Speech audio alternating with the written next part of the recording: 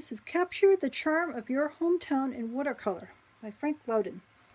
I love watercolors. I love the way they glow. They have that stained glass feel. It's almost as if the picture is alive.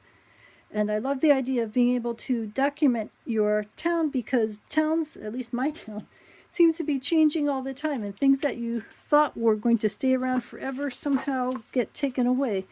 And the more we can do to keep track of what's happening, I think the more we help to document history. This, unfortunately, is one of my pet peeves. I do not like when art books put pictures into the binding of a picture, because then you lose that information and it can affect the balance of the entire image. So I wish, especially right at the beginning, they didn't do that. They could have put the picture full page over here and then put the text over here. So in general, they do put the picture full size, or full to the page, on a page without doing that, which I appreciate. So they've got the different chapters laid out. They talk about why it's important to do this kind of painting, something I believe wholeheartedly in. They talk about starting with sketching out the scene and isolating which parts really draw you to it, maybe leaving out some parts that are a little distracting or cluttering, and how you simplify down images, how you find a way to frame the image to be able to create the scene that you want. Sometimes you have to work from multiple photos or move around to different locations to be able to get it all. Talks about the kinds of materials you want to work with and how you can make a bridge that you can be painting without getting your hand into the watercolor, which is something many watercolorists have had to deal with. Talk about perspective to make sure that the buildings look like three-dimensional proper buildings and not like they were skewed in some sort of a alternate reality.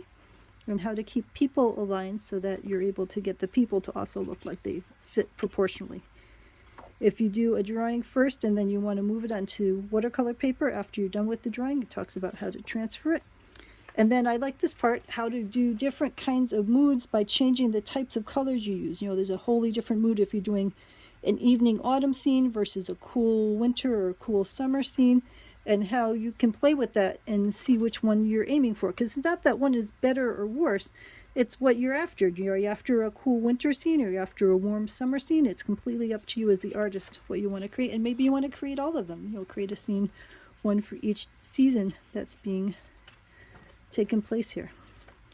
I love the details, like especially about how to bring puddles to life, because sometimes it's those little details that really help a painting glow and come to life. So let's just skip through a bit. This is one of my paintings that I like a lot from this scene.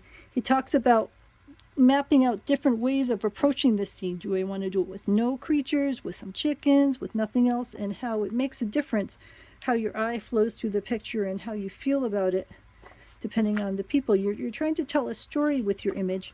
And what kind of a story are you telling? Are you telling a story about a grandmother and a young grandchild that are out feeding a chicken? That has a very different feel than if you had a wintry scene and you had like an abandoned clothesline and no one was out there. So he talks about how to do the different values of the color to get your eye to draw right in. I love chickens, so to draw into the chickens or whatever it is. He gives you tips about shadowing on buildings to bring the buildings to life, about different kinds of textures to really give the sense that these are reality things, how to handle windows, the difference between a dark window that looks sort of foreboding or a window where you feel like you can see in and see what's going on. So there's all sorts of nice details in here that help you learn how to bring your own painting to life. He's not trying to teach you how to draw that church. He's trying to teach you how to take the scenes in your own hometown and bring them to life in a way that makes you happy.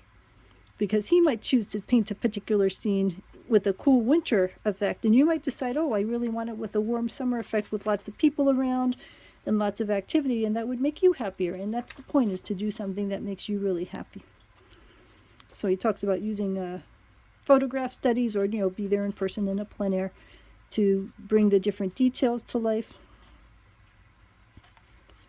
Now in this case, he's talking about rainy days and how the rain adds a really pretty aspect with the reflections and the misty feel.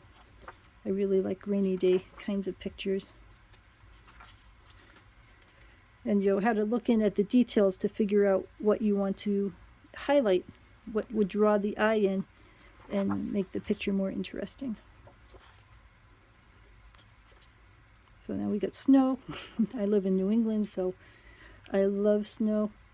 And then the idea of starting out with your different base pictures and then adding in snow. So, the base pictures he had were not snowy, but then he knew what steps to take to be able to show, the truck driving through the wet tire tracks and the kids out there shoveling and just all the little details which really make this image shine. So there's a lot in here.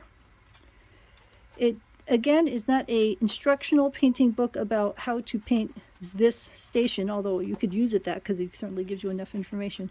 But its point is to help you learn about perspective and the colors that you use and the angles that you use to tell the story that you're aiming to tell.